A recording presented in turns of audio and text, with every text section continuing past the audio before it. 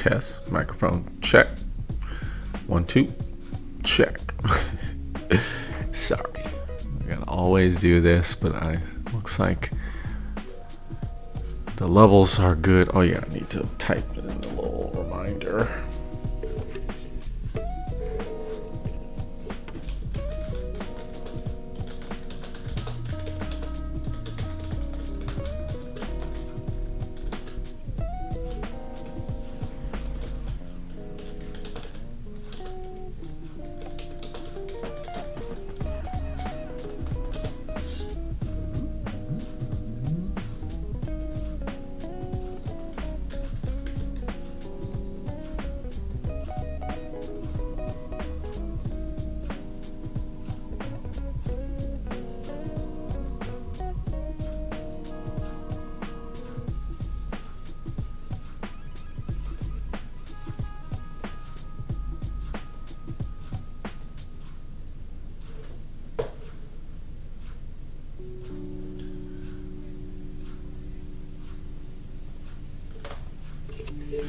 Okay, I think we should be good.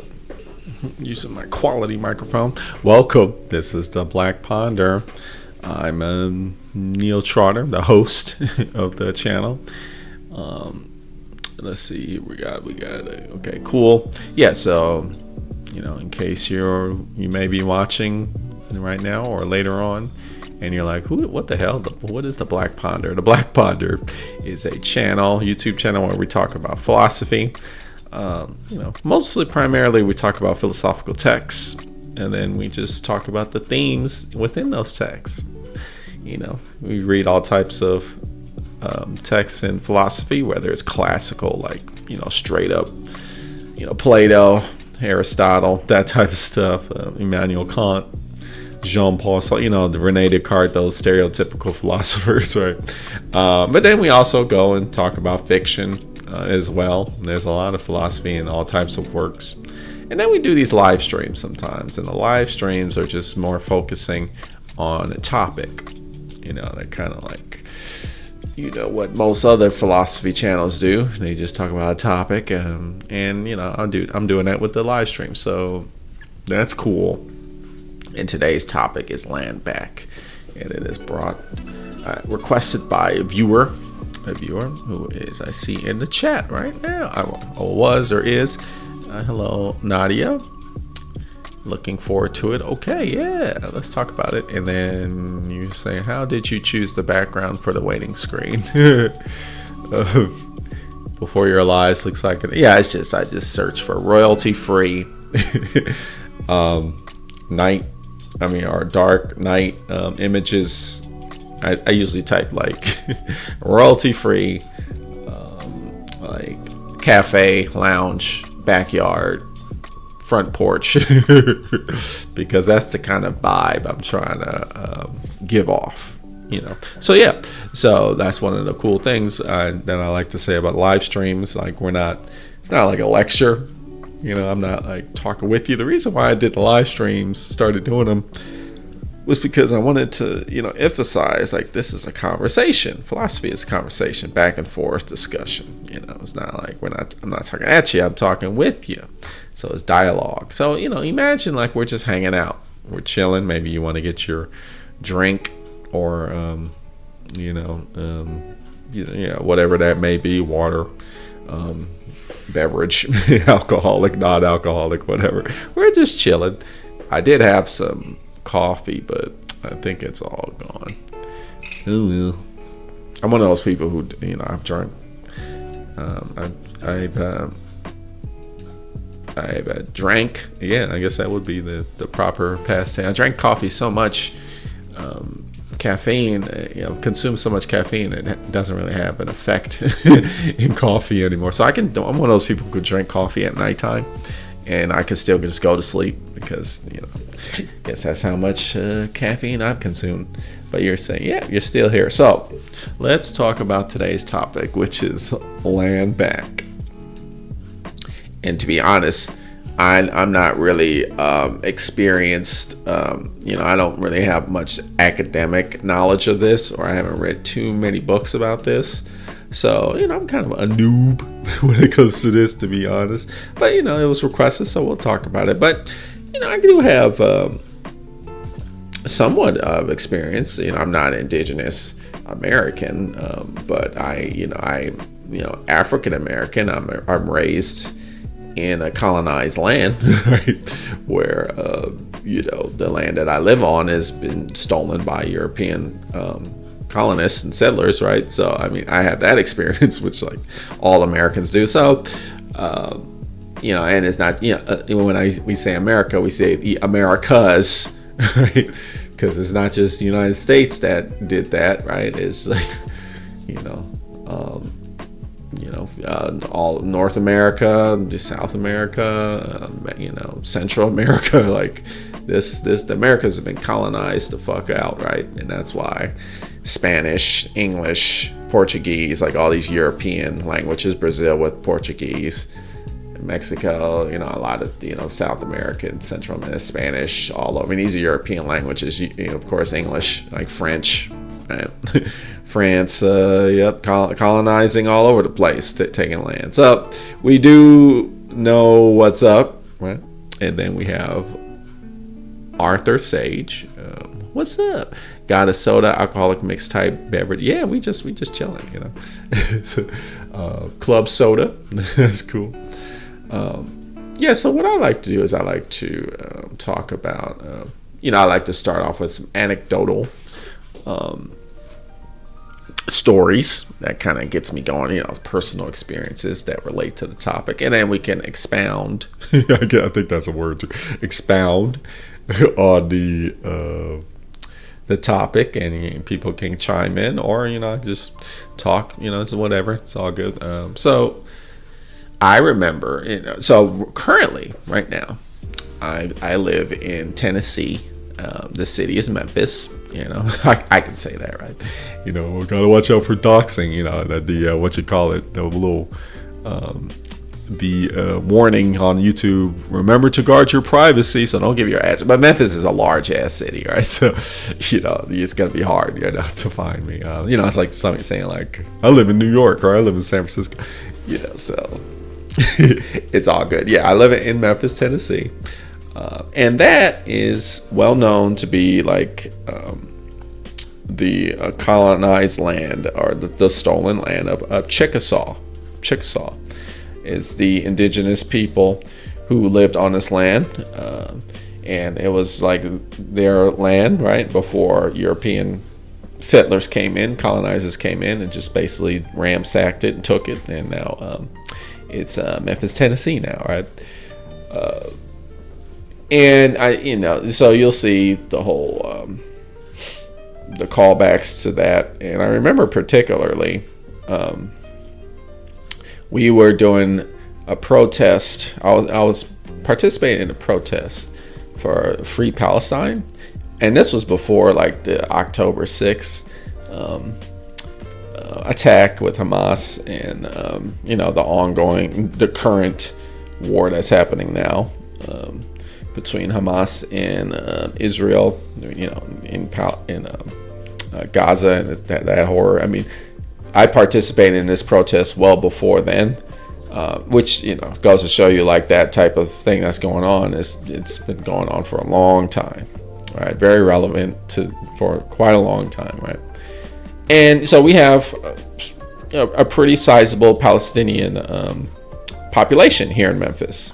If you weren't aware, there's quite a few Palestinians who live here, and there's a movement that takes place here. A few groups. One is called Memphis Voices for Palestine, is one of them, and they've been doing protests for the Free Palestine movement for quite a while. Ever since I first moved here in 2018, but I'm sure before then, right? And one of the reasons, because we, it's the South, it's the biblical, the Bible Belt, and there is a large Zionist presence here. Unfortunately, that's a thing here. It's the South, but Memphis has its thing. But and it's complicated, right? Because there are so and you know, there is also lots of Jewish people that live in Memphis, Tennessee too, and Jewish people are divided. You know, there is an anti-Zionist Jewish activist group. They're called Never Again Action, right? And they stand in solidarity with Palestinians and as we protest. And so there's a lot of Jewish people here that are anti-Zionist, but then there's also the Jewish people who are pro-Zionist, and then there's a lot of just white people that aren't Jewish who are like kind of stuck in that whole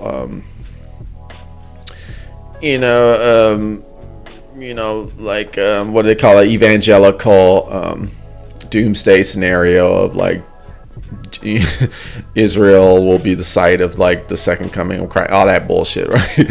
So there's that. So it's a thing here in Memphis, as it is in many parts of the world, right? But I'm mentioning this because we were doing a protest, and one of the Palestinian leaders, he's an elder, right? He was like, I just want to make a connection with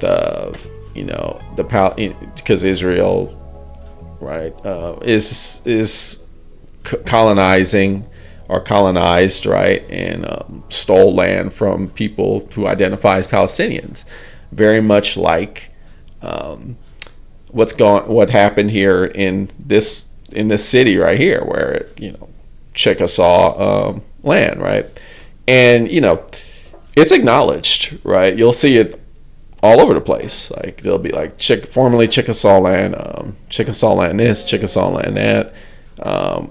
We are, oftentimes when you go to activist groups, they'll say like, we're doing this, and we're acknowledging that this land is Chickasaw land, and it's been stolen or colonized by European settlers and colonizers, right? And he was just making that comparison between, he was just kept saying like, you hear it all the time, Chickasaw, Chickasaw, Chickasaw, like, and he was saying like, look, it's the same thing. It's the same thing. And what he was trying to, the point he was trying to make, which is I think a very important point, is the land back issue is not just an issue that's relevant or important to Native Americans or indigenous peoples, right? It's not just a fight that is going to benefit them. It's a fight that is relevant to many different peoples, right? Who's also has their land been taken, right? Like Palestinian people who has their land taken away, right? And so I think that was a very important parallel to make, and so, and we've talked about this before, right? This is important, right? This is important. And so, when this topic was requested, right? I was like, I don't really know much about this, but I do know, from anecdotal. Here's what I do know. I do know that we feel like these social issues are isolated, like police brutality, right, or racism, or like sexism or gender equality, abortion access, all of these social issues, we feel like they're not related to each other, or like they're their own fights. Like, you talk about abortion issues, like, oh, that only affects women, right? And we talk about land back. Now we bring it to land back, and it's like, oh, that only affects, like, that's only important to Native Americans, right? Indigenous people. But it's like it's very relevant also to white people, and it's definitely relevant to like Palestinians, right, that are here, and it's relevant to people like Black people, right? It's relevant to us too. If we if we start like really addressing the issue of land back, what that means is like we will then begin to start focusing on issues of racism and also issues of gender inequality, and also issues of classism, right? And it just keeps going on. These social issues are interrelated with each other, right? That's very important I think, to underline. They are they're interrelated to each other, and we could talk about that. Like, so how are they interrelated, right? And I would like to get into that, but feel free if you want to put something in the chat if you want to talk about something else. But you got Toy Noise, what's up? Land back! Explanation part. Yeah, that's what I'm talking about. Land back. Cool. And then it's also the case where I'm from. Like, so I moved here to Memphis. I'm originally from Oakland, California, born and raised there. And there's many different indigenous peoples that live there. I were called the Ohlone peoples. And I know in the San Francisco Bay Area, they have a community college. It's called Ohlone College, right? It's kind of it's kind of ironic, and kind of I always feel like it's kind of a slap in the face, or like they name they name a lot of institutions after like indigenous people, but they don't like respect like the rights and like the atrocities done by indigenous people. Like and I guess that's just how it is usually with things. Like they'll make a monument of something, or they'll like name something, but you're not really addressing the core problems. Like, and they do that a lot with indigenous native peoples, right? It's definitely here in Memphis. You'll see streets with names of indigenous peoples,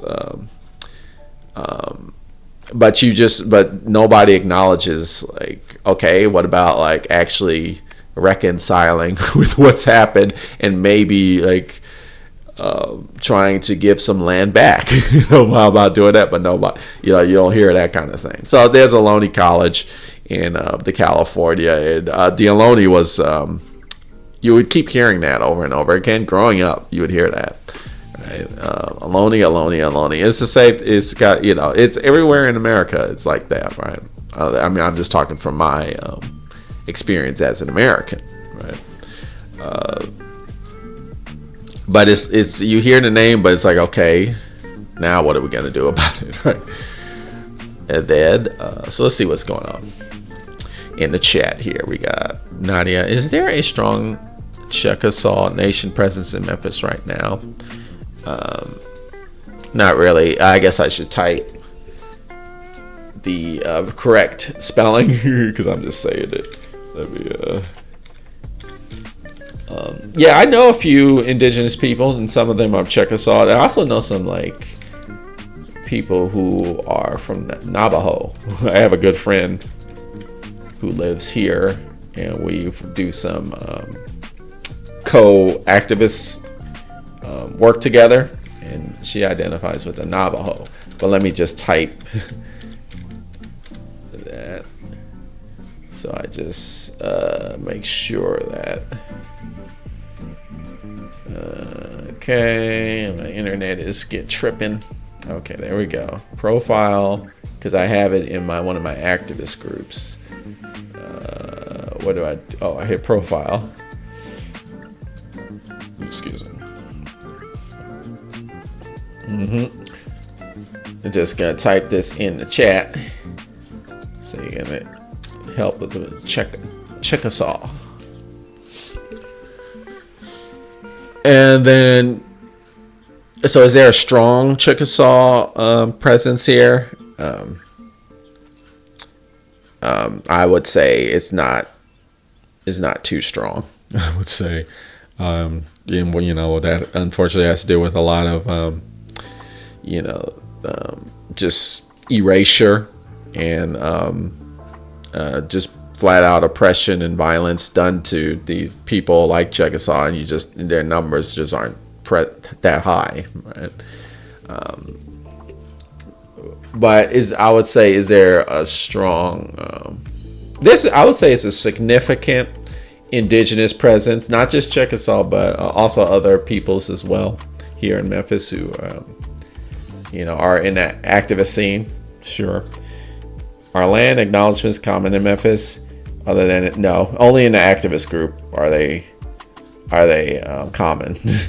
Outside of the activist groups, they're not common. However, like I was saying before, street names, you'll hear like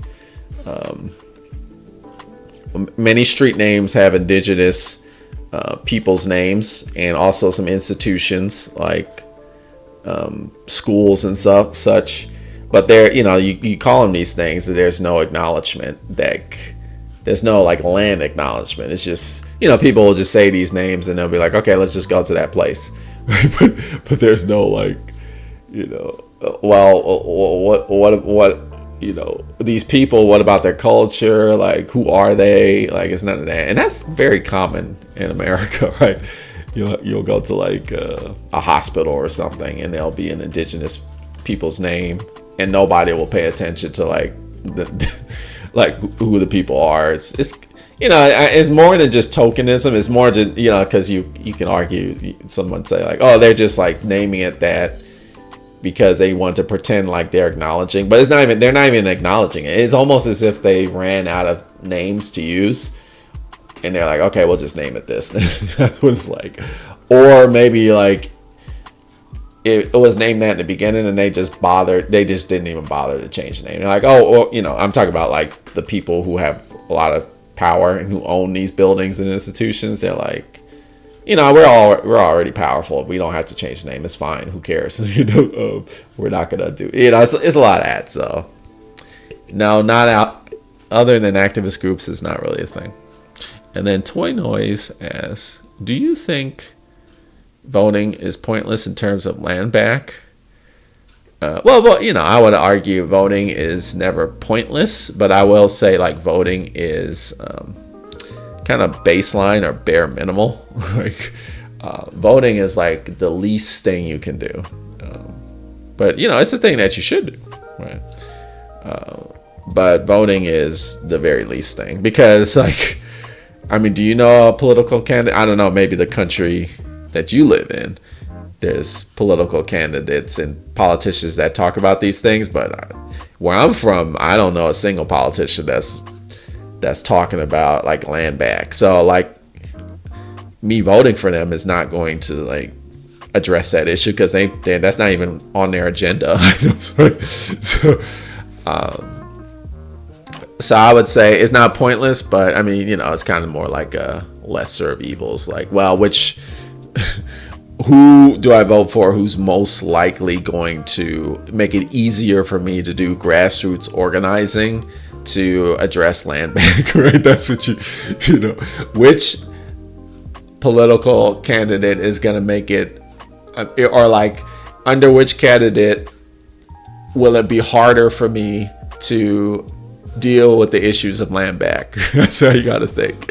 But you can't think like, oh, this candidate is definitely going to be for like land. No, that's definitely not going to happen. That's how you got to think, right? And then Toy knows, have you heard of the group Indigenous Action? I have not heard of that group, but okay, cool. And then Nadia says, that's the irony of land acknowledgement done by the government. They acknowledge the land is stolen, but then they think just saying the land acknowledgement is enough and their hands are clean. Yeah, and then I would even argue like they don't even acknowledge the land is stolen. It's like they'll say something like, the past is the past. Bad things happened. We need to move on. And it's like, and then you'll say like, yeah, but the land is stolen. It's like, we're not going to talk about that. We're just not going to talk about, So is there even an acknowledgement? No. I don't know. Maybe in where you're from, they actually do acknowledge. But I don't think in America, in the United States, they don't even acknowledge. They might like I say, they might like name something, give a name to something, but they're not gonna just flat out say like, yeah, we actually like slaughtered people and like pillaged this land and that's why there's all these white people that live here, and like, we all go there, and then let's not even talk about why all these black people are here, but they don't want us. So yeah.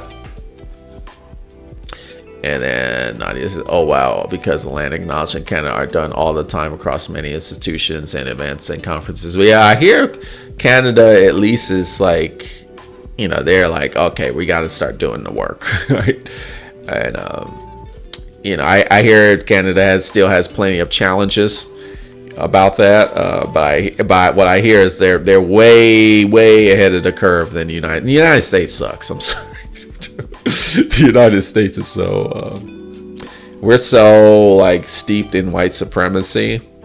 It's just horrible. It's just, yeah. So almost any country is like better than us in terms of that.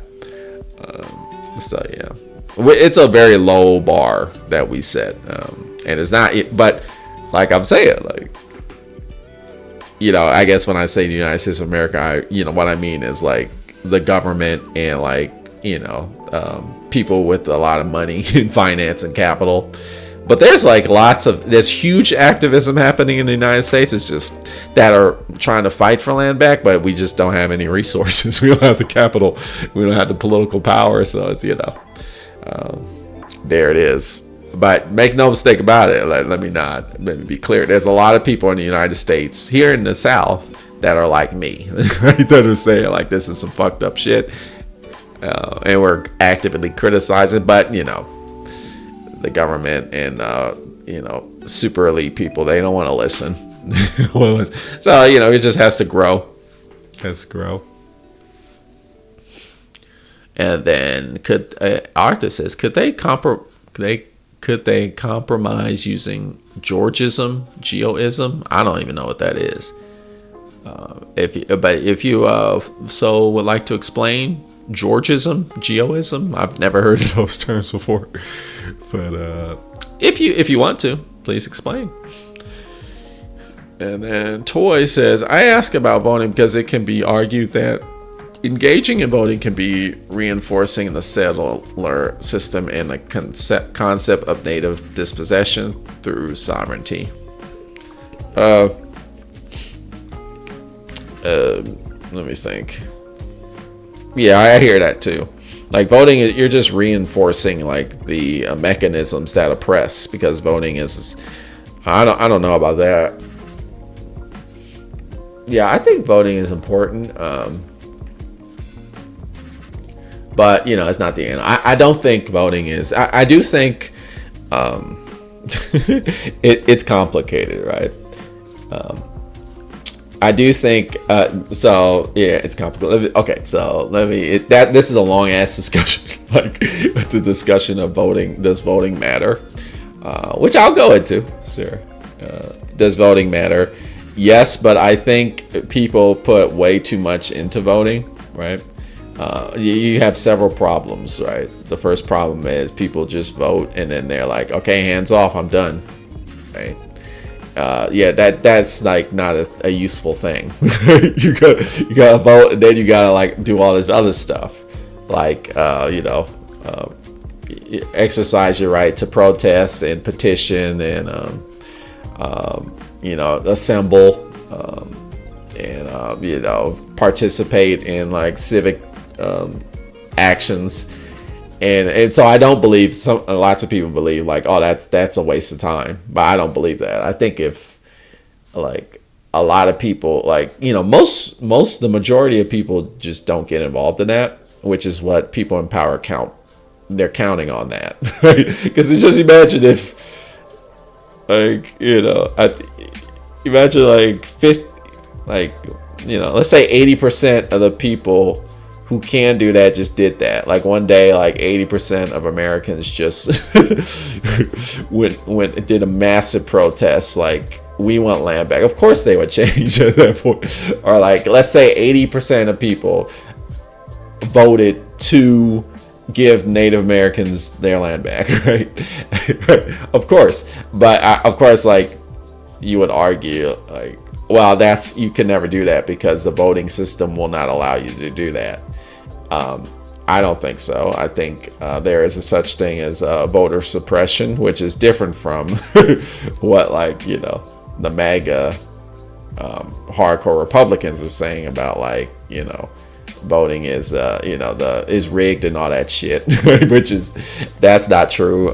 But voting is actively suppressed, right? And we've seen that with the civil rights movement, where, you know, people fought really, you know, gave their lives up and, you know, suffered tremendously for people's rights to vote. And you have to think about, like, well, why is that the case? Why was it so hard? Why did they not allow women to vote until like 1920 something, right? I mean, there's a reason for that, right? There's a reason for women not voting, or, like, you know, black people couldn't vote. So that, you know, and it's because, like, if everybody participated in the voting system, I mean, the situation would be vastly different. And it's not, you know, and we're talking about all kinds of voting, like, not just voting for the president, but voting for, like, your local officials and your you know, your municipal people, right? Yeah, so I don't think, I think if every single person who could vote did vote, like, the voting as a like a mechanism of political power would drastically go in toward the favor of the people. I definitely think, like, the people in power absolutely do not want most people to vote, because if most people voted, things would definitely change. But, you know, with that said, there's a limit to that, right? Because most of the people who were voting for are not, like, they're not interested in, like, fighting for the common person, right? They're interested in you know, their own personal interests, right? Like capital gain and all that shit, right? But it's all, you have to do more than vote, right? So that's complicated. But maybe I'm not. Let me address some more comments.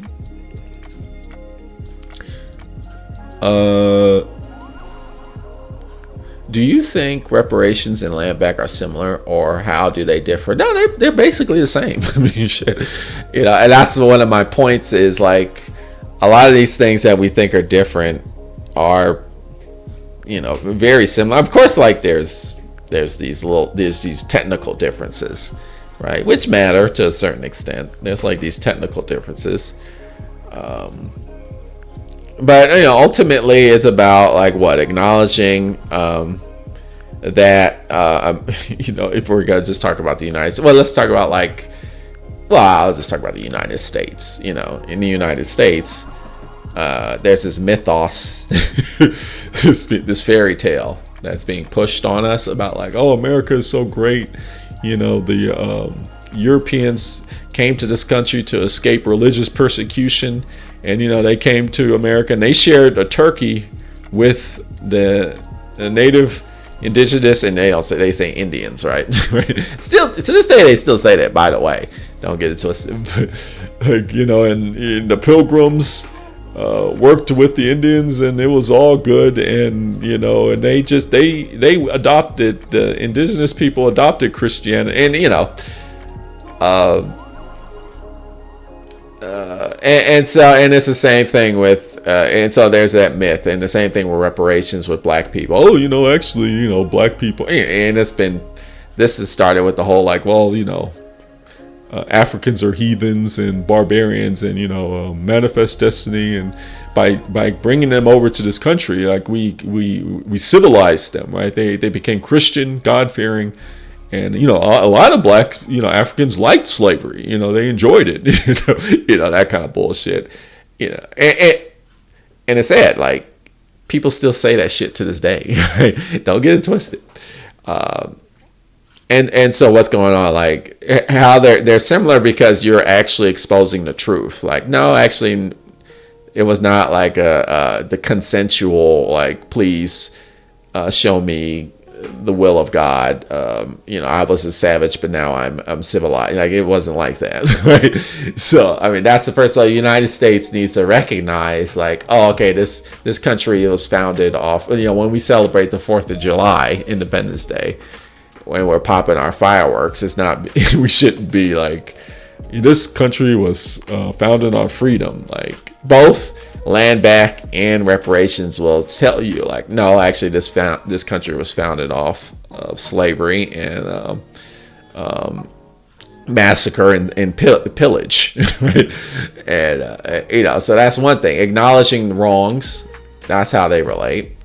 And number two, they relate in terms of, like,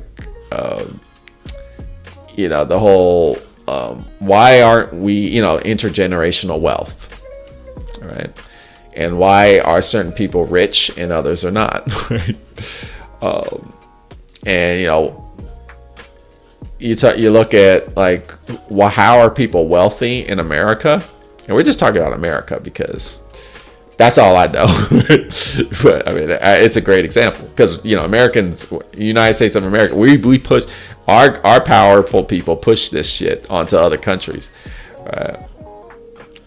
People, there's this myth of, like, oh, I'm wealthy because I worked hard, right? No, you're wealthy because your family inherited money from either land that was stolen, because having property and land is one of the primary ways wealth is generated, right?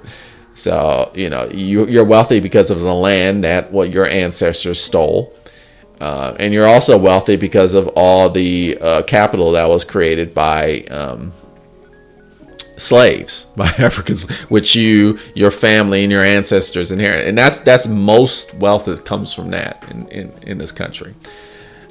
And so, like, when we say land back, and because people say, like, oh, you don't want to give people free handouts, and, like, you just don't want to give people stuff. It's like, dude, your wealth was given to you, right? And it was given to you, right, in a very fucked up ways, right? Like slavery and stolen land and, like, slaughtering of indigenous people and their erasure of their culture. Like, this is why you're rich, right? So by giving these people who are who've suffered tremendously to build this wealth, it's just to say, like, okay, like, it's not giving a handout, it's acknowledging, like, we need to, like, distribute this wealth as a kind of form of justice, right? The peoples that are the ancestors of those that generated that wealth need to get some in return, not as a free loading type of thing, but as a form of justice and righting wrongs and being more equitable about, like, and being honest about how wealth is generated in this country, because people don't they don't really want to go there and, like, why are these people rich?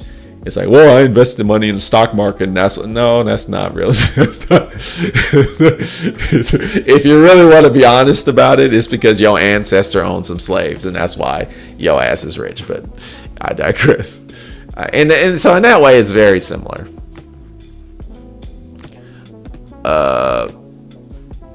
And then what's going on? And Nadia says, Canada being ahead. Oh, okay. Because they are still cutting down the old growth trees and building pipelines across indigenous territory despite massive protests. Yeah. And, and a lot of those pipelines are coming from Canada and going straight through the United States, right? They got this collaboration working out. Oh, yeah. No, it's like, the Americas are the American governments and American, America, as I say, with a plural, Canada, United States, and you just keep going with Mexico and all, like, they were all in cahoots, and that's true. Yeah, pipeline is a thing, like, that is a very active issue here in America too, like, and it's just so. It's so frustrating, right? Because people will be like, "Oh, just build the pipeline," Why are you in the way of progress? Why are you in the way of making money and oil? I mean, there's so many reasons why.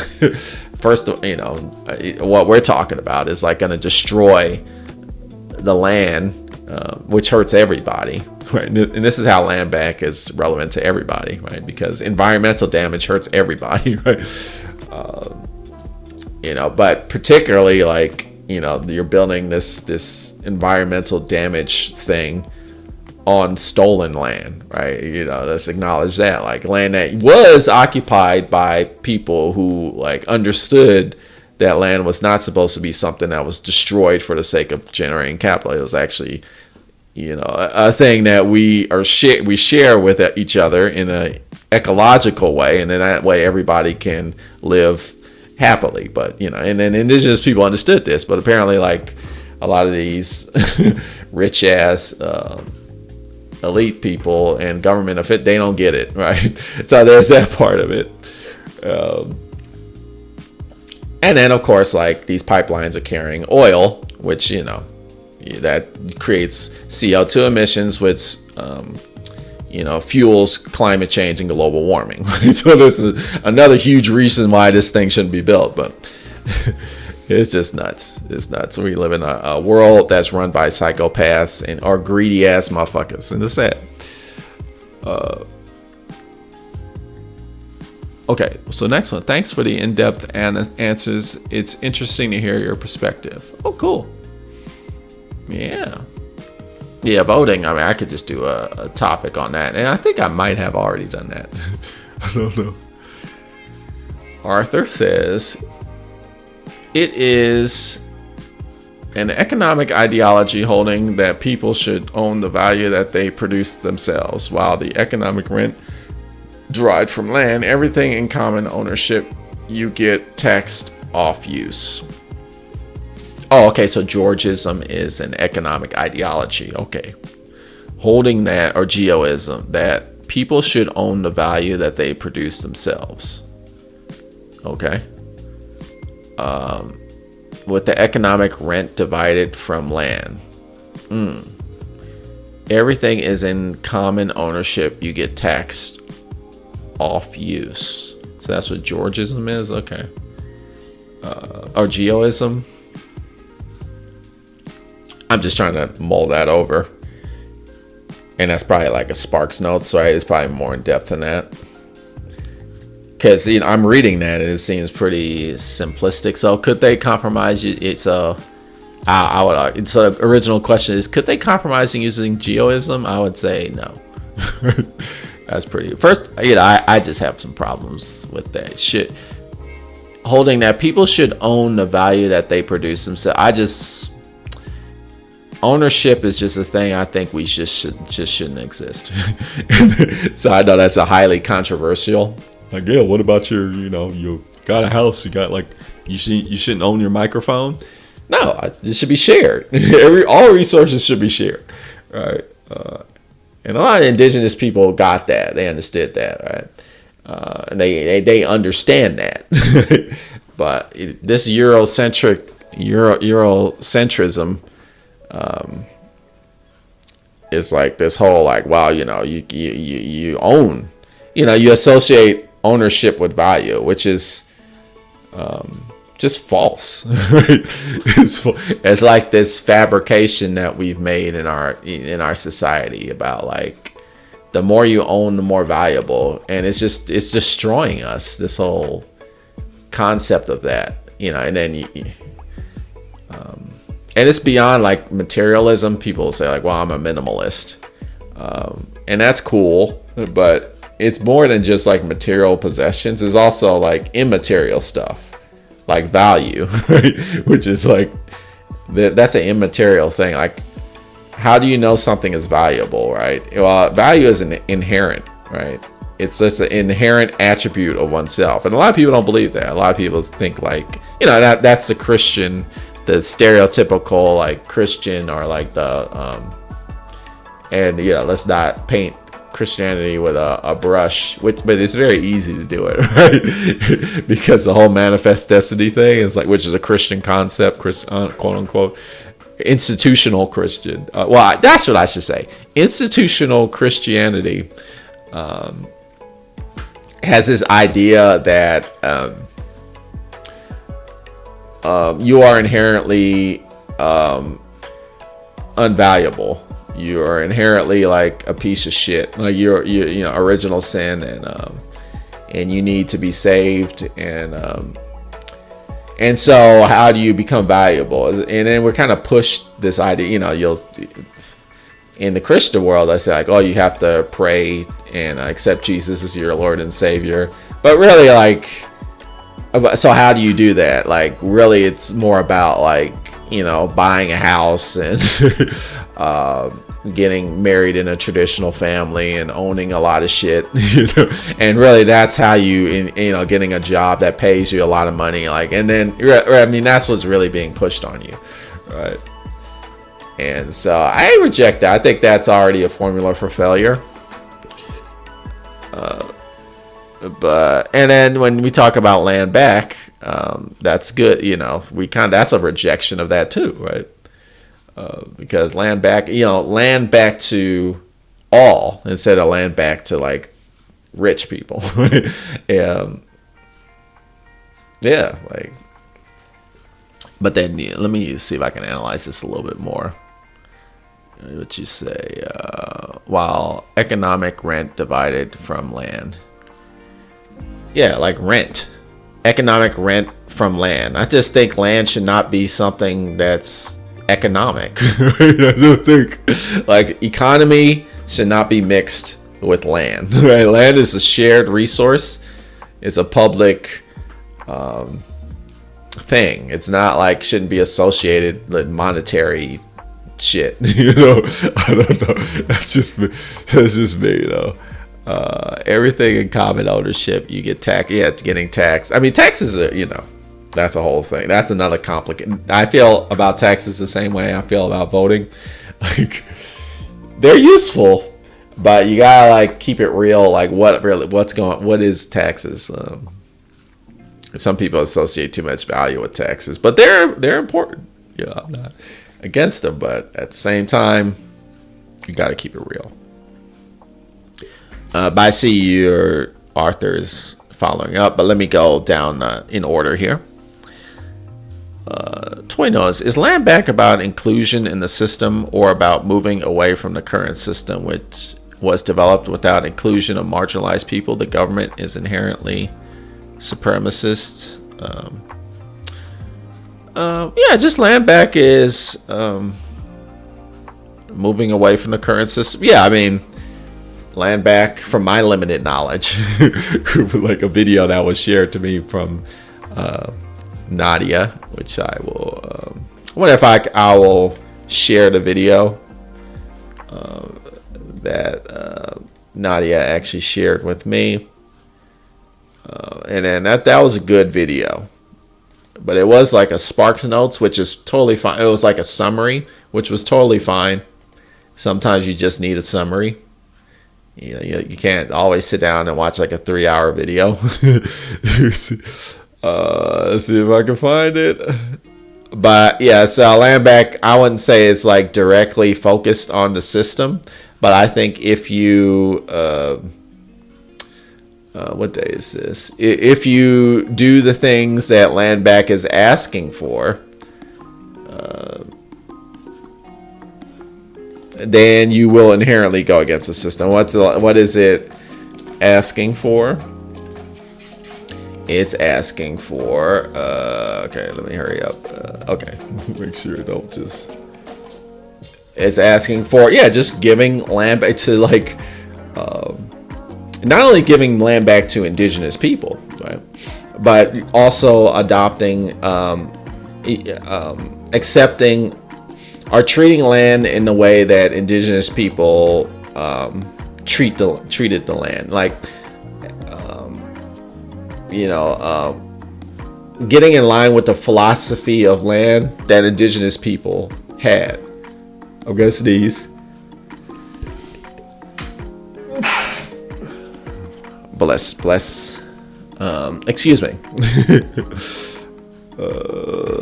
And so, like, that philosophy of, why am I not finding this video? That philosophy of shared land and like ecology, and not, oh, it's because it's hella old, that's why. Share, copy. It's like 3 years old. But it's a great video. But at your leisure, check it out. That's a nice summary. I'm more going in depth with other things, but that's kind of like a Sparks Notes of the concept. So I would say, to answer the question, it is a moving away from our current social economic system, which is capitalism, right? Capitalism.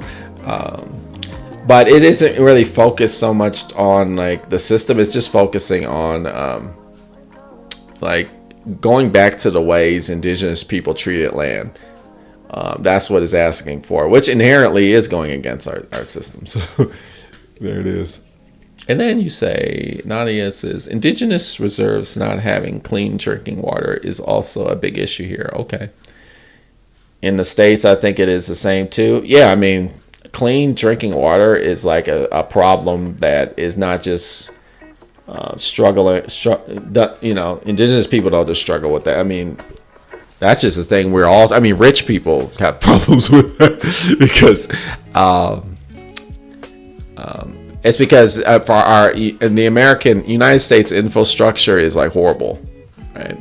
It's horrible. So yeah, a lot of times we don't have clean drinking water in many parts of the world. Yeah, particularly like poor places, not just indigenous, but also like black communities or other communities of color, right? And then sometimes just something will just pop. Like here in Memphis, we have a horrible utility company that handles our water services. They're called MLGW, Memphis Light Gas Water, and they're really bad, right? Because every year, like what'll happen is it'll get really cold, like below freezing, and then major pipes will freeze up, and then as they thaw, like the ice will like create holes in these pipes, and so like which will fuck up the water system, so you won't be able to. They'll issue these boiling water water boiling advisories that you have to boil the water, or if you drink it you'll get sick, right? Because since there's holes in the pipes, they can't like apply the pressure needed to clean the water, and that just affects not just the entire city, but the entire like county and shit, right? Like including like white rich people too. They gotta boil the damn water too. So that's just a problem that we struggle with as a country as a whole, right? But I'm sure like people of color, indigenous people, they probably experience that a lot more.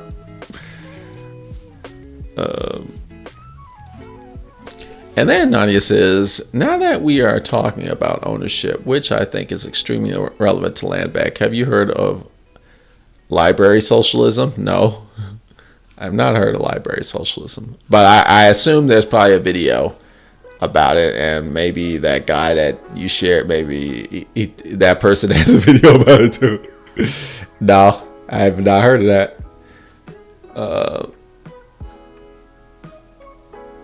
Lights are flickering, which is again, that's our our utility company at can't even power it, but I think we're good. What else? Where was I? Arthur Sage says, but wouldn't common ownership be collective ownership, which would mean we are sharing? Well, I would just like, why are we using the term ownership? Like, maybe like nothing is owned, and we're just sharing things. Right? I just reject the word. Like, I mean, some things are owned. I just have a problem with even collective ownership. Is like, so we all. I guess you can argue like, well, when you own something, that means like you have a stake in it, so you are motivated to like take care of it. And so if everybody owns it, that means everybody's owning it. But why do you need to feel like you own something to take care of it, right? I think that's just something that was pushed onto us, like as early kids. we're told like, yeah, if you own it, that means you got to take care of it, as opposed to like, just take care of shit, right? Whether you own it or not, you just take care of stuff, because that other person might want to use it or whatever, or yeah, I don't like it. Value is subjective. That's true.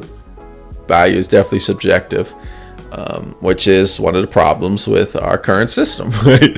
Where we just equalize value and make it certain things are valued while other things aren't, even though if we're gonna go what we're talking about with land back and white supremacy, and how like we have white European values are valued, but black indigenous values are not. Right? That's a subjective thing, right? And you could go down that rabbit hole. Like, yeah, heteronormative values are valued, like traditional marriages with a man and a woman and 2.5 kids and a picket fence in a house. But queer relationships and relationships outside of that, they're not valued, right?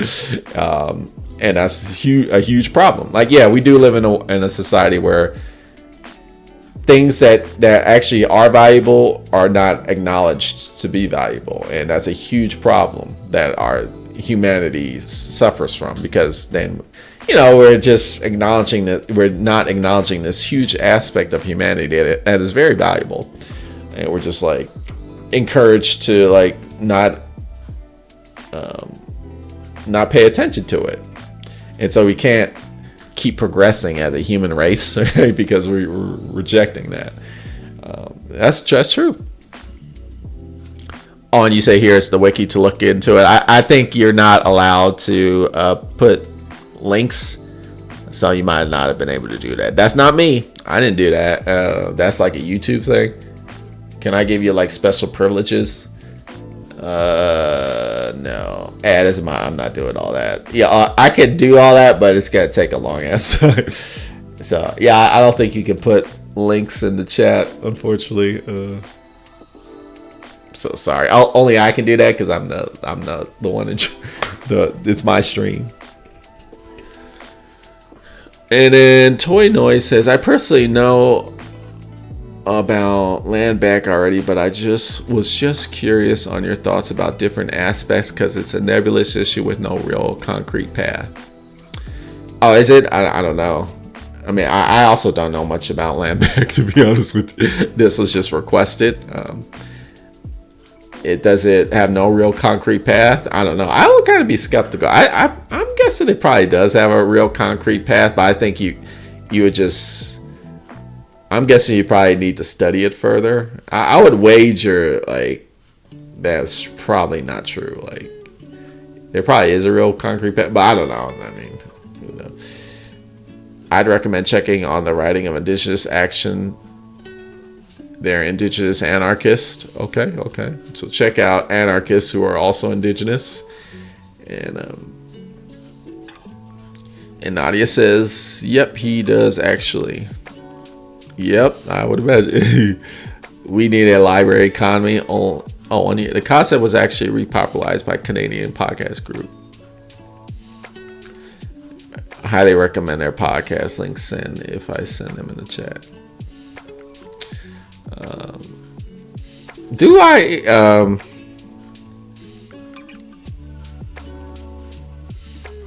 I've been thinking for a while. Sorry. Sometimes I'll go because sometimes I'm lost in thought.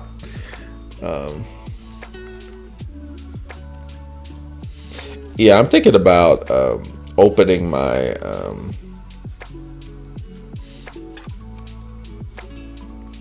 no, I think I might stay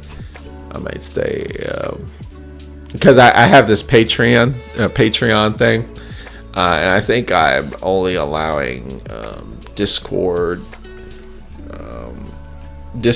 I think maybe a way to allow people to share posts is through Discord, but I think I charge too much. Let's see. What are my tiers? How do I find tiers? I think you got to be on my Discord. You got to pay like $5 a month. I might reduce that. I don't know if I'll have it for free though, but maybe $1. And then people could like start sharing posts. I was thinking about free, but then I was like, I don't know about that, because then maybe somebody will jump on and just start posting all types of crazy shit. But if it's $1, like maybe then it'll be like more like genuine people. Membership.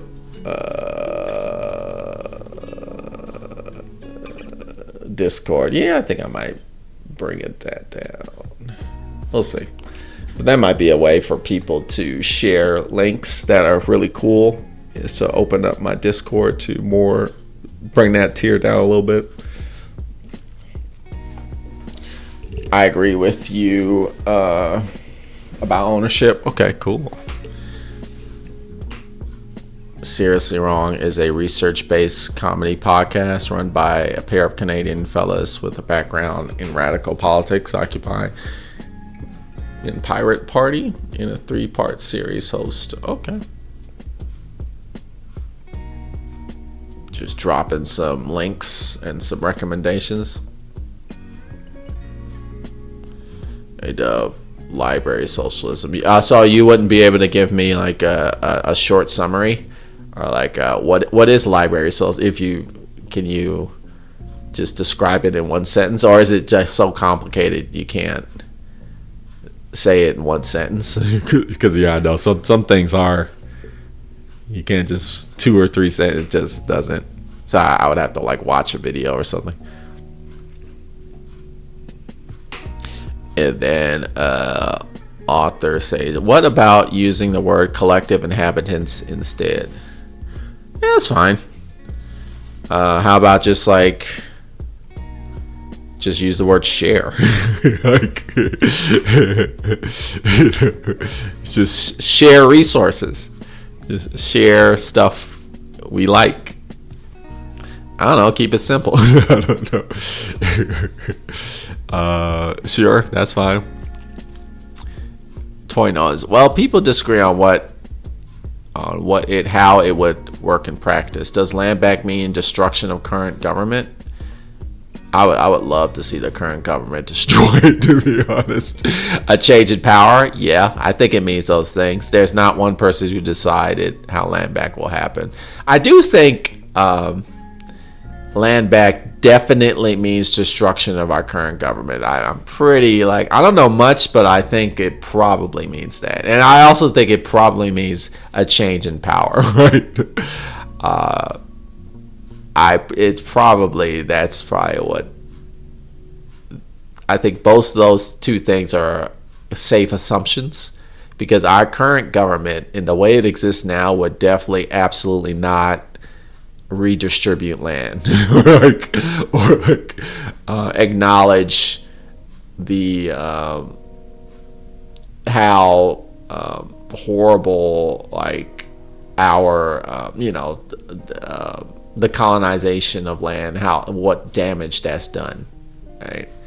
There's no way. I don't see our current government ever doing that. The way that it is now, it's just not happening. So our government would have to be completely changed to the point of just it would have to be unrecognizable, right? and so then the power would need to change for that. So I don't know. That's what I think. And then Arthur, I heard of some natives getting land and giving rights to the casinos to build. I mean, that's a thing. That's a thing. It's like Animal Farm. That's a book I'd recommend, by George Orwell. Animal Farm.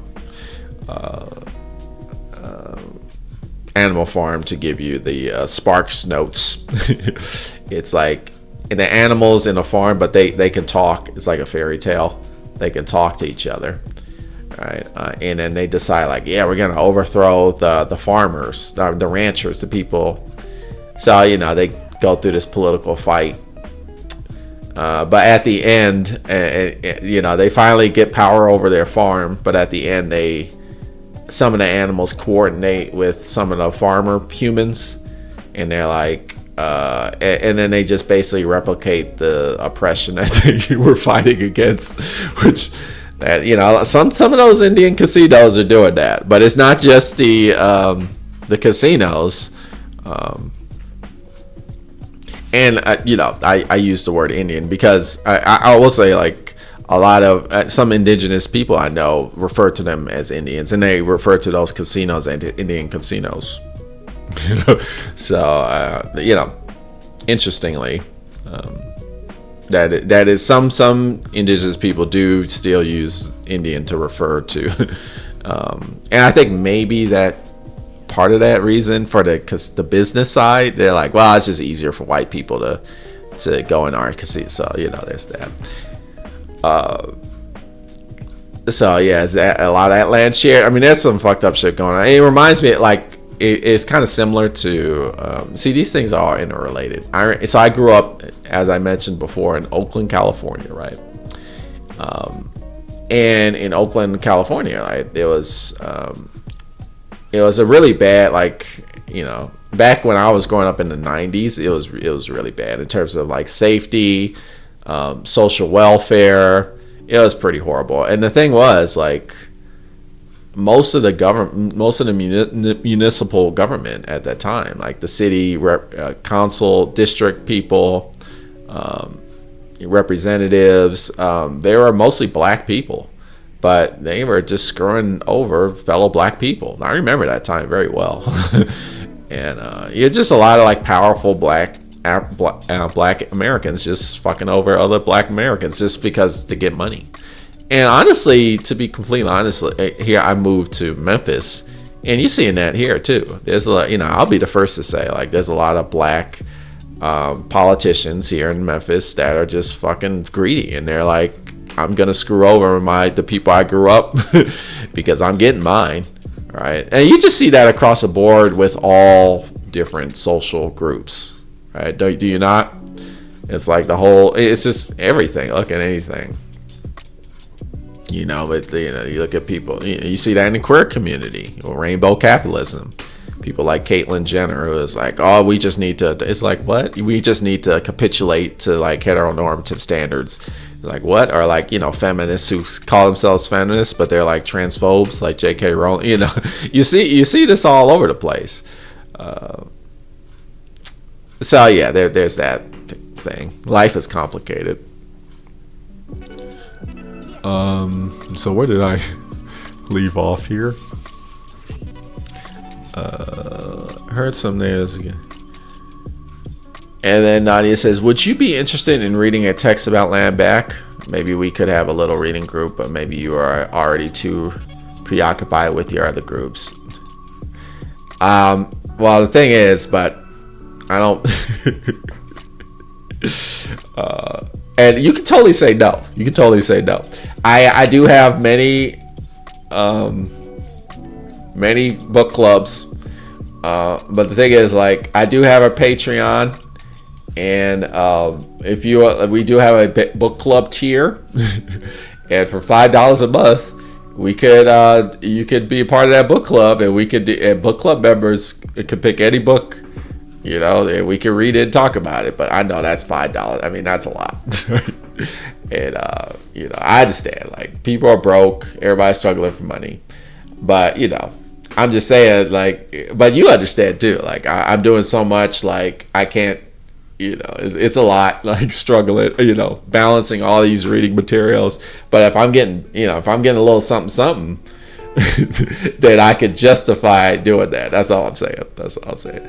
So just another shout out, like, if you ever want the Black Ponderer to read a book that you suggest, one way to guarantee doing that is through the Patreon, but no obligation.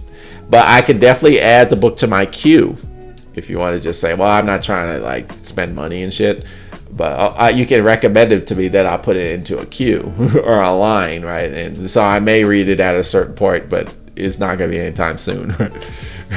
That's all I'm saying.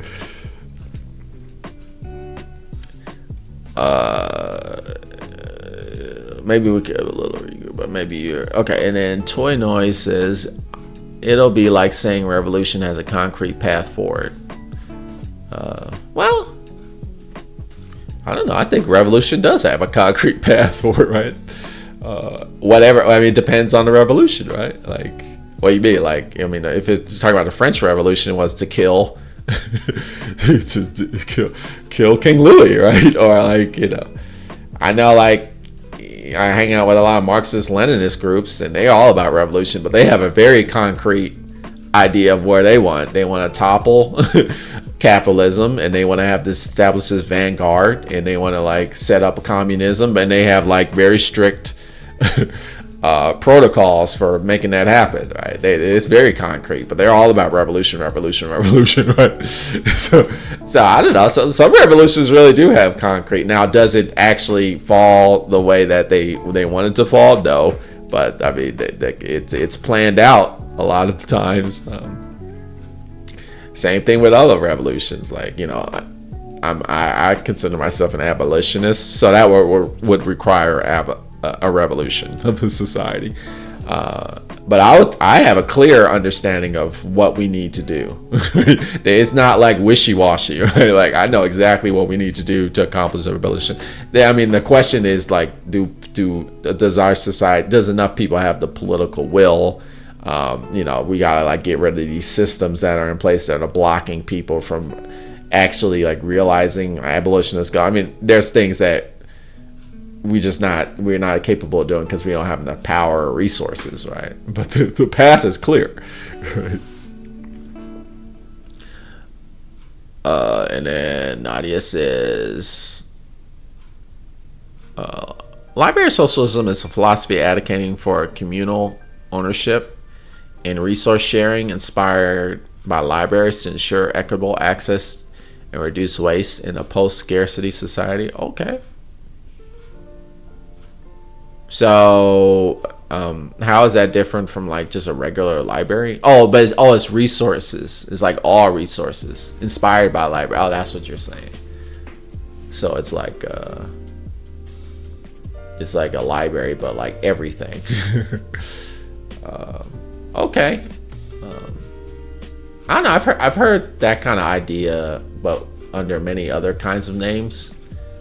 I mean, isn't that essentially communism? But I guess it depends on who you're talking to, right? Because I guess people have a different understanding of communism. I guess maybe people use library socialism because they look at communism and they look at like what Stalin and Lenin did. It is like, or Mao, and it's like, well, I don't want that kind of shit. I want actual sharing. Like, so you're making that kind of distinction rather than saying like, oh, well, actually Lenin, Stalin, these people they just didn't, implement communism in a way that was actually like productive. They just kind of was power hungry and all that. But that's cool. Cool. So that's what that is. So Toy Noise says, change in power implies a new power structure. How would that look? What would that be? That's what I'm interested in. How do we get to the world we're dreaming of? If we have an hour, I could, I definitely could explain that to you, as I do. One of my activist things that I do is I'm kind of like one of those guys that sets up a table in a public place, and I'm like, change my mind with a sign. But I don't do the change. I don't debate people. So I'm an abolitionist, and what I do is one of the things I do is I go to like a park, a public park, person to person, not on the internet, like, or a courtyard or something like that. And I set up a table and I have a sign that says a better world without police. And I got a lot of like abolitionist books and stuff and brochures and texts. And I've been doing this with some other people too now, which is cool. And I sit there, I do it with this other group called Food Not Bombs. So we also pass out food to people and drinks. And people will ask like, well, what would that look like? A world without better police? And it's a long ass conversation. It takes a while. But if people are willing to like sit there and listen to what I'm saying, because plenty of people like, abolitionists that have lived, a lot of black feminists like Bell Hooks and Angela Davis and like people like even Audre Lorde, I'm just looking at some of my books. Patricia Hill Collins, like these people, and it goes on and on. They've outlined a lot of this stuff, right? But these aren't like one-liners. Like, that's what I was saying with library socialism. Can you explain it in a sentence, or will it take a while? So, a new power structure. How would that power structure look like? Let me see if okay, so if I go through all the other chats and there's nobody left, I'll go into it a little bit because it's a long ass cut, but I won't talk for like an hour. And I will also encourage you to check out some of my other videos, like abolition books on it. I made several. And I go into detail about how that would look like if you want to. Personally, I'm an anarchist, so I'm against all forms of governance and hierarchy. Well, there you go, right? And there's plenty of anarchists that have written many works, philosophical, political philosophy book that go into detail about, okay, this is how we would structure. And I would encourage you to check those books out. And if you like some recommendations, just check my channel and just type like search anarchism or whatever, or abolition. And then Nadia says, I think indigenous folks use that term in the same way black people use the N-word. Okay, to reclaim it. But I don't think non-indigenous people like non-black people are allowed to use those terms. Okay.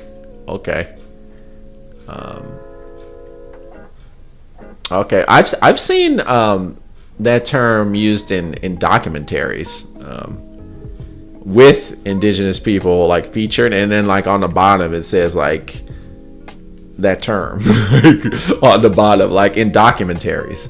So I don't know, like you definitely wouldn't, like if they were to make a documentary about like black arts, you wouldn't see like the subtitle the N-word, right?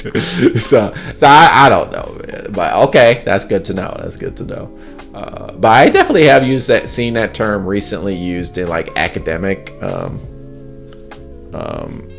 as well as like business. But you're saying like, well, that was inappropriate. Okay. Yeah, I don't know. And then I think I have recommended a few books over the years, and I think you have too much to read, so you haven't gotten to them yet. I know. And some books will just jump the queue, right? Are you current book clubs in person? Oh yeah, I'm in like 4 different book clubs. I actually want to make a live stream just about book clubs. Maybe just do that, because I'm in several. So yeah. I do prison abolition work myself. Oh, excellent. But the question to me isn't should we abolish prisons, but rather what gets us there. Oh man. Do I even have a live stream for that? I mean, we have talked about that extensively on the channel. Are you new? Have you just subscribed? Because I have talked about that on extensively. I can post the link right now. Let me see, do I have a live stream just on that topic? Maybe. I definitely have like a playlist, that's for sure.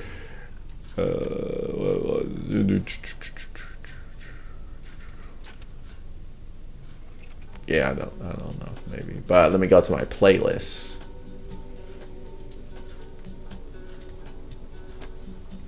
And then I will copy, share.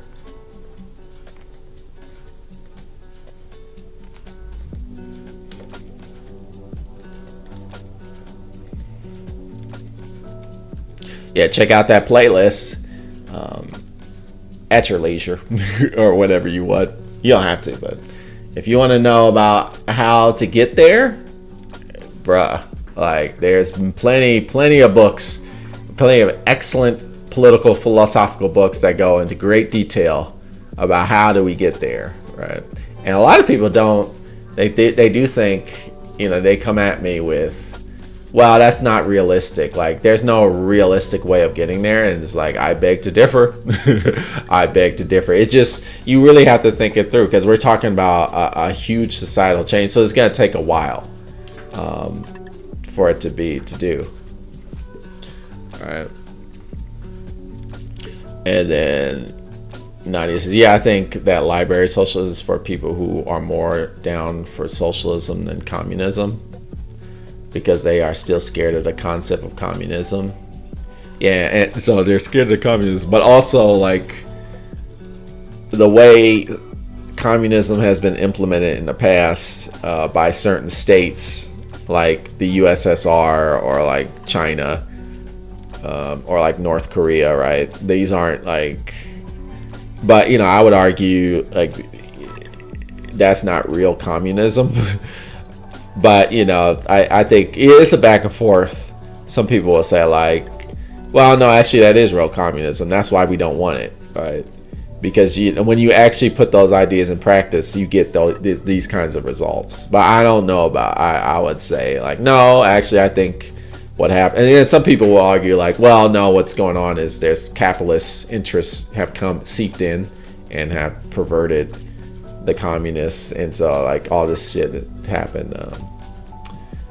But I would just say like, I would think it's more about people who, you know, that whole vanguardism that happens with a lot of these like capitalist societies that have like, that still struggle with issues of like social equity, like China and USSR for sure.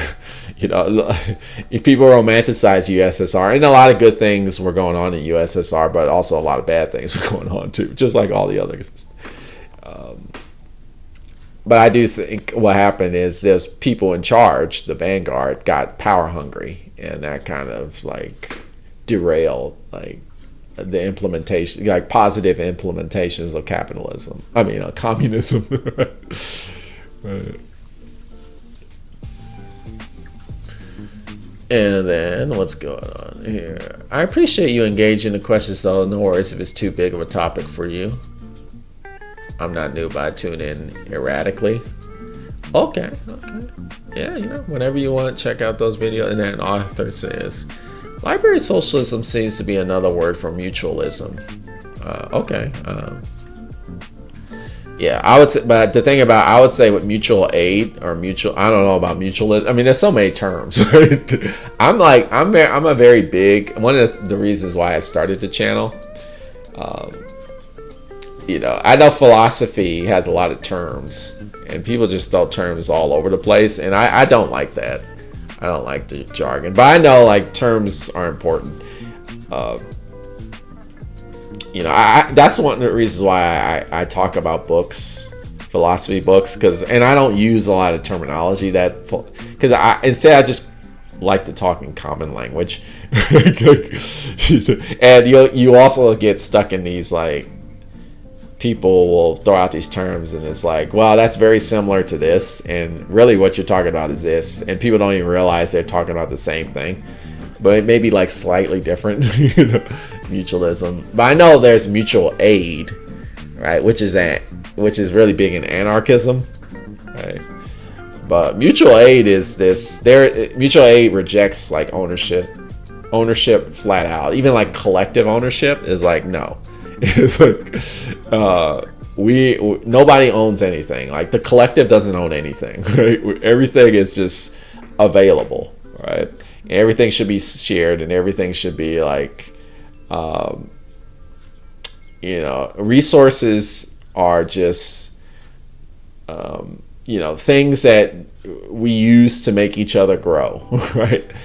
And nobody owns anything, right? And I really like that idea, because then you just, you know, because I think when I hear the word ownership, I think patriarchy.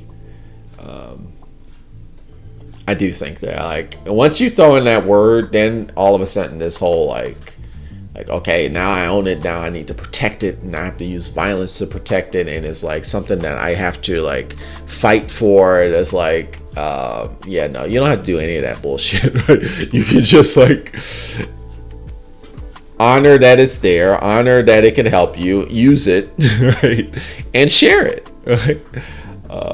I don't need to have some sort of investment in like having the thing to appreciate it, right? I don't need to. I could just look at it and be like, wow, that's a really cool thing.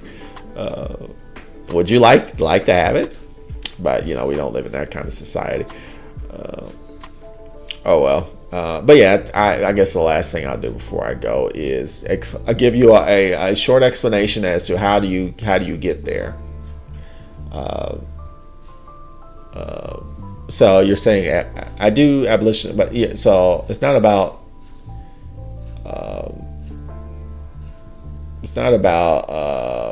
abolishing prisons. It's about how to get there. Okay, so how do we get to abolishing prisons, right? How do you get there? So you gotta like really think about root cause. And you gotta be like, well, why do prisons exist, right? Do they exist to deliver justice?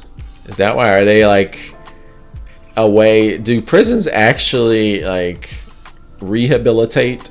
Like that's one of the lies that they give you. Like the prisons are for rehabilitation and they're for like delivering justice, like actually righting the wrong that somebody did. They go in prison. It's like, okay, I gotta do my time, and then after I do my time, then then I've righted my wrong. Like, is that what's going on?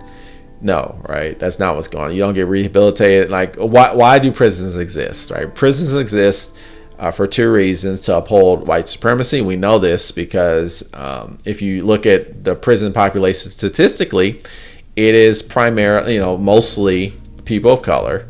Lots of queer people. That's another thing. And it's also the poor, right?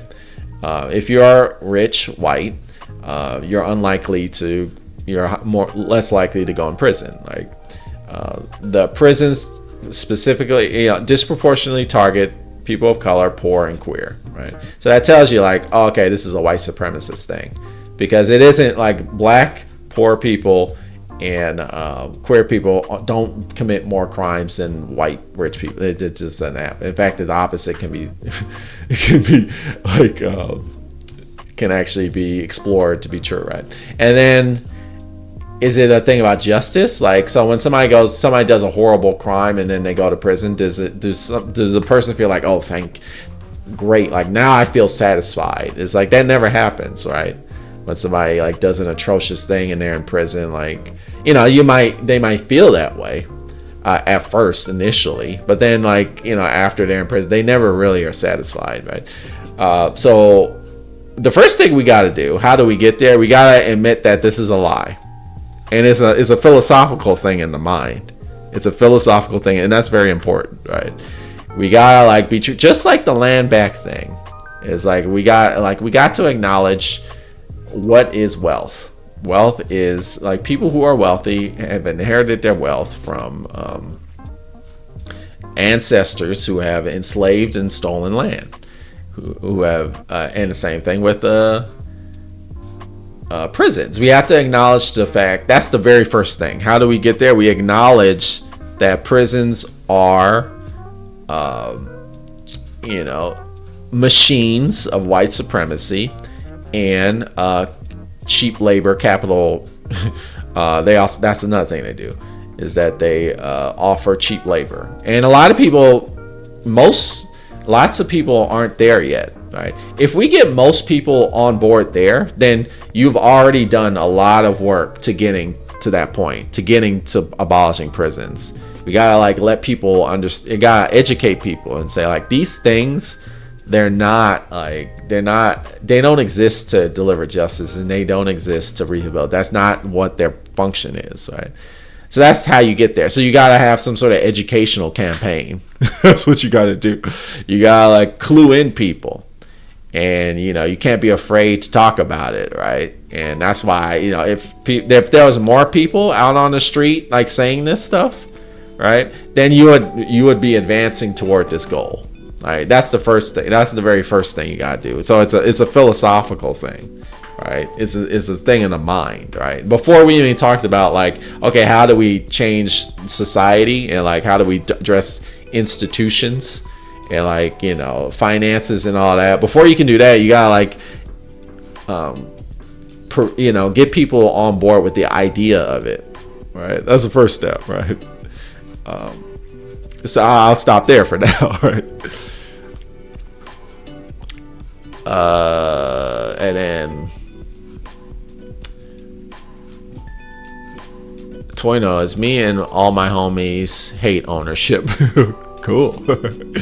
I mean, I understand like ownership is just a thing that, you know, we live in a capitalist society. That's just how it is. But, you know, I feel like we can start going toward like ending ownership eventually if we at least talk about it more. But, you know, something you just got to own things nowadays. That's just the way we live in the world we live in. But is it good? No. So we should be working toward kind of getting out of that mindset. Yeah, there you go. And then Nadia says, I think I like library socialism because it was a good way to explain how resources will be shared. Okay, so it's very concrete. It's very concrete. Cool. And that's good. You know, it's important not to be wishy-washy.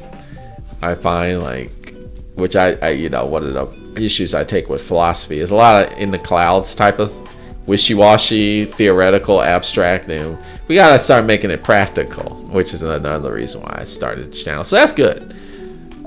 It's a little bit more. And then, although there are no return dates, okay, you keep the item for as long as you need it. Okay, a good way to massively reduce waste. Excellent. Because instead of every household having the same tools that barely get used, for instance, you know, each community could have a few of them that are shared when needed. That sounds good. Yeah, that sounds good. I like that. So library socialism isn't really, well, I don't know.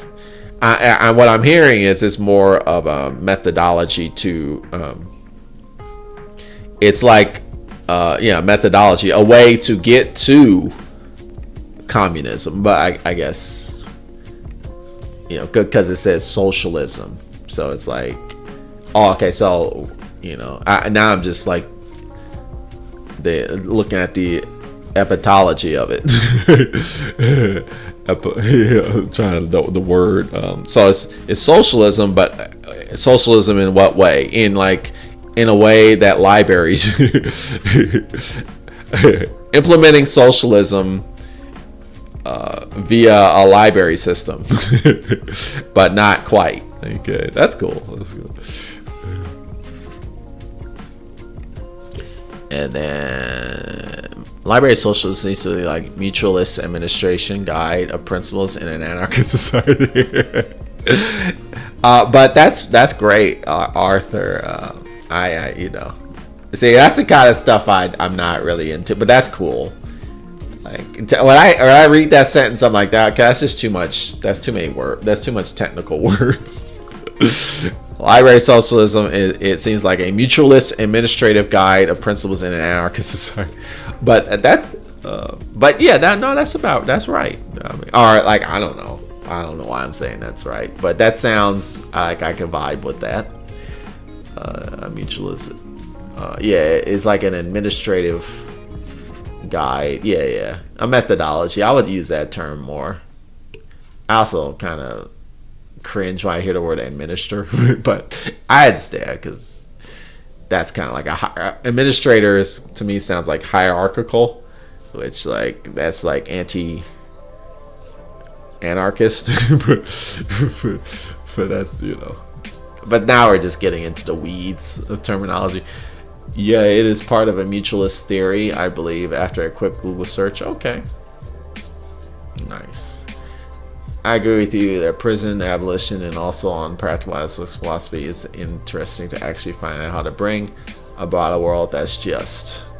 It's hard. It's a hard battle because you gotta start changing minds. So that's how you get there. You gotta start changing mind. It isn't just like, okay, we need to change the institutions. We need to fund certain things. Like we have to like change the flow of money. Like it's not like before we can even do that, we gotta start like changing the minds of people, right? Changing the consciousness, the collective consciousness, which is very hard to do. Won't happen in my lifetime, but I can, you know, carry the torch. I can carry the torch. I can do my little part. And then it had to be said, hello, sharing stuff is the basis of communism. Right. Like, I think, like, communism,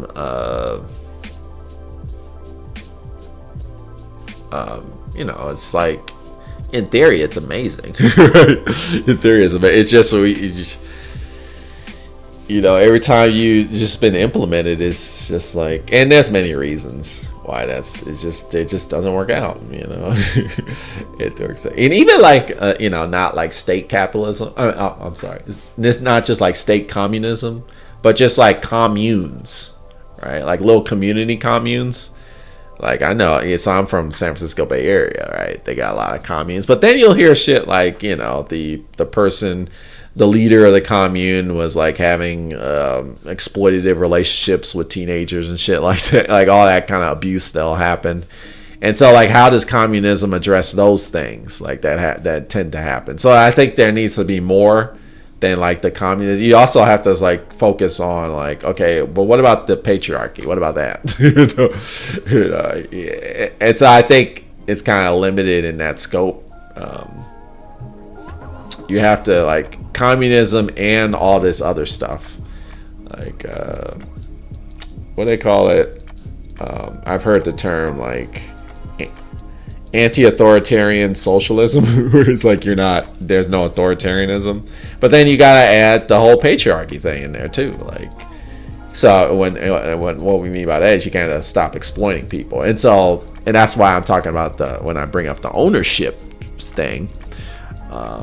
Because some people will apply the ownership not just to material things, but also to people, right? They'll allocate ownership to like, well, I'm the leader and I'm in charge, so I can just use this person the way I want because I, you know, and it's like, yeah, you don't own, like, no, you can't, right? That's what I kind of like, you know. And then you look at the term collective ownership and you apply that to people, then it starts getting kind of like, ugh. So like, oh, you're saying people should be shared with each other? Like, what does that mean? You know, as somebody that comes from hippie San Francisco, I mean, that was a big issue. Like the whole, like, you know, like sharing people's bodies, and you know, that can, you know, you gotta like be very careful with consent, right? Got to be very careful with consent, and these are the things that we need to talk about. Like, so yeah, there's that. And then Nadia says, I would recommend Andrewism introductory video on YouTube about, okay, it's called We Need a Library. Only 1 year this time. Cool. I love to see library to libraries start up. Awesome. Yeah, I use the Memphis Public Library. It's great. But this book I'm they got, could you it's amazing. They have like Japanese. I'm learning the Japanese language, and they literally, like, I don't know, that's amazing. I was surprised that they have Japanese books in the Memphis, here in the deep south. I'm like, oh hell yeah. So I'm like trying to read Japanese. That's cool. Like, so you can learn languages. I didn't have to pay for it. I just checked it out. It's all good. And of course, like, who's checking that book out in here? Nobody. So I could just check it out. Like, there's no like holding. I think there's a limit to renewing, but I think like after you renew it at a certain time, you just bring it back in person. They'll be like, okay, you check it out again. So it's all good. And then you say, libraries are the best. Same with 3D printers. Can you use in person? Oh, cool. Yeah, y'all advanced. We definitely don't have that. But that's cool. Musical equipment. That's nice. Yeah, I don't think we have that. We do have, Memphis Library has sound studios that you can reserve to like record albums and shit. But they don't actually have the equipment, but they do have the soundproof room. So if you got like your studio recording equipment, you can just bring it in there. Okay. So I was hearing something. I think that's just the washing machine or something. All my homies love libraries. Yeah, they're great. Sharing people, never heard of that. Yeah, no, don't want to get too much into that. Right. With the communists, the hippie communism, which I'm not trying to cast, not trying to generalize. I just know there were some instances of that going on, and under the guise of communism, of people getting exploited and taken advantage of in sexual ways, and under the name of communism, a commune, if you will. So there's that problem too, right? So I mean, you got to really you got to be very direct and like what we're saying, concrete in how we get to where we want to go, right? You were saying shared resources is like, well, what do you consider a resource, right? And then, collective ownership, like, well, some things should not be owned, right? You have to start thinking about that kind of stuff. Andrewism is awesome. Yeah, you look great. I keep using the he pronoun. I don't know the person's pronouns. But yeah, the channel looked great. You just introduced me to the video. I was like looking through the channel, and I'm like, yeah, this is a cool channel.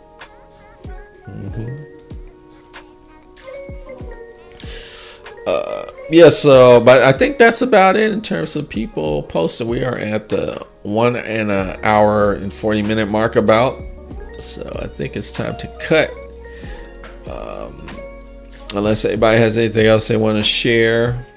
I love the key takeaway for me of the dispossess. The anarchism or communism will take work and will always need to keep working at it. Yeah, Dispossessed is a cool book. I will say, like, one of my critiques with the Dispossessed, and I hear this is just a thing with Ursula K. Le Guin, is I don't think she writes women that well.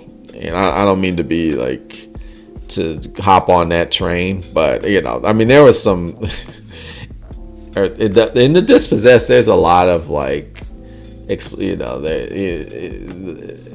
Guin would literally be like, yeah, this woman right here, as the main character looked at the woman, he noticed how ugly she was. Like, why you gotta say that? Or like, he'll still say stuff like, yeah, the woman had really buck teeth. Like,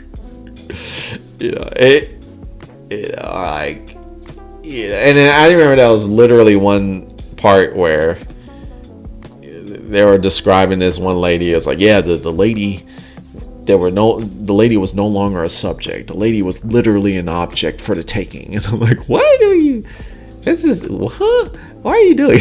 It's like, and some of that's just I can see if it happened like maybe once or twice, but I was like, okay, this is the thing that you're doing, like in the book, like this objectification of like. But despite all that, it still has some really good points.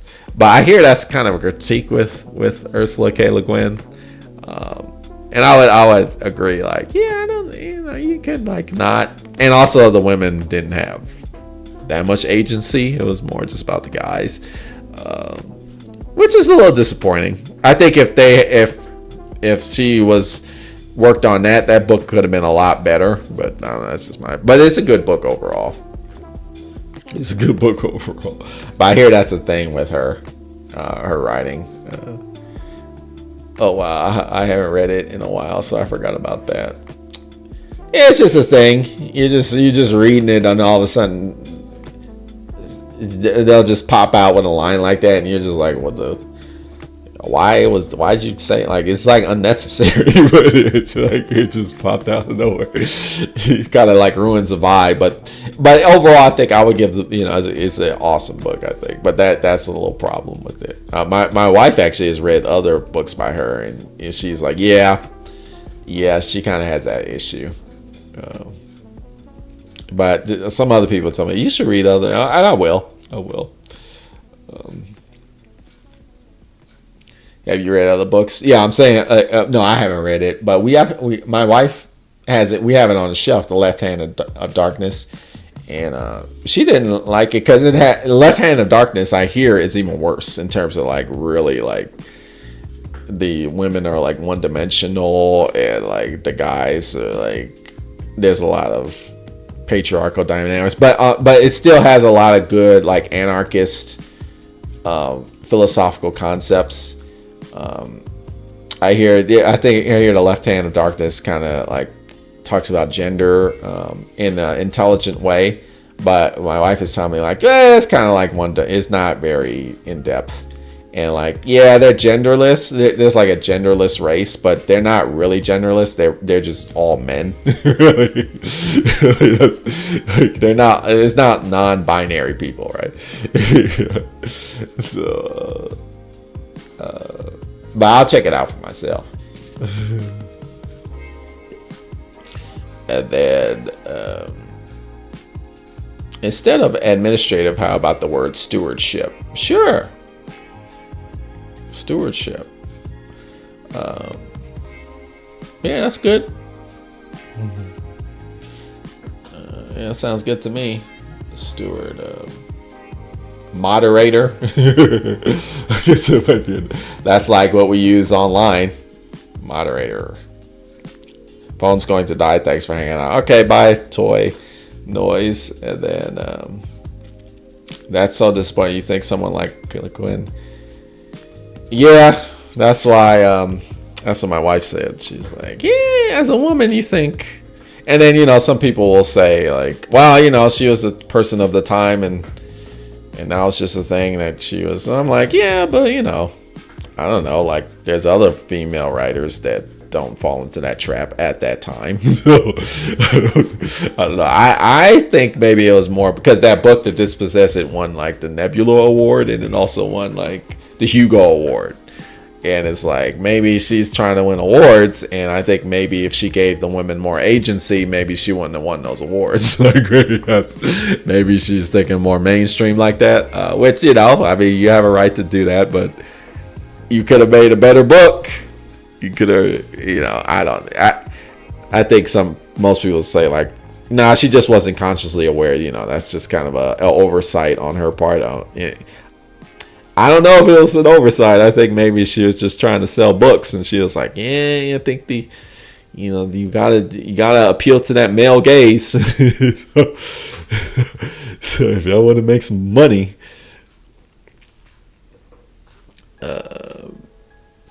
keep your head up in there. Cool, yeah, keep your head up. Yeah, I don't like reverting to it was a product of the times.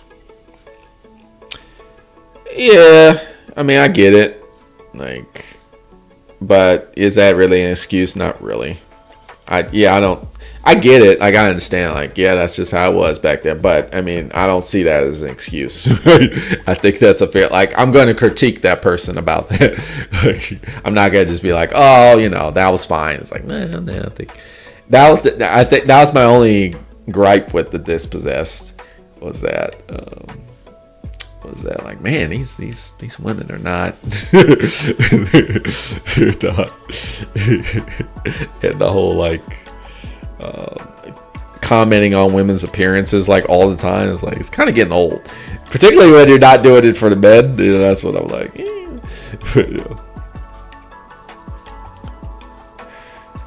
Yeah, legacy would have been stronger. But I did like The Dispossession. I'm guessing I probably will like the other books, but I've been told like the other books are worse with that. And I do hear that's kind of a critique that people put on her. But it's still though I hear like it has a lot of political, social commentary on like anarchism and mutual aid and like gender even. So I'll definitely check it out. Okay, that's on my queue. But with that said, I think it's time for me to head out.